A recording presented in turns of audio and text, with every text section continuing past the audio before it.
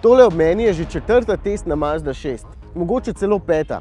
Najprej sem pomislil, da so se pri Mazdi zmotili in nam na test dali isti avto kot pred kratkim, potem pa sem videl, da ima ta manj opreme.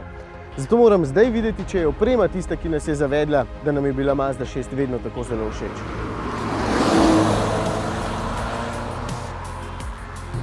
In veste kaj? Še vedno je zelo dober avto. Tale ima paket opreme Attraction, ki je nekje na sredini ponudbe, zato nima usnja na sedežih, ni 19-palčnih platišč, ni pametnega ključa, Bose ozvočenja, ni navigacije, zato je v bistvu tale gumb bolj za okras, ni kamere zadaj in ni sistema iLoop, ki regenerira del energije. In dejansko večine stvari niti ne pogrešam, morda še najbolj pametni ključ za odklepanje avtomobila.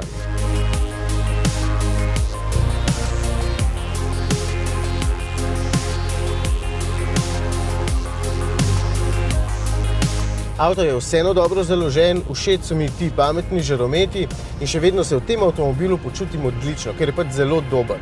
Tokrat zaradi opreme malce cenejši, 27.000 evrov pride točno takšna Mazda 6, ima pa zopet 2-litrski bencinski motor in zopet ga lahko pohvalim.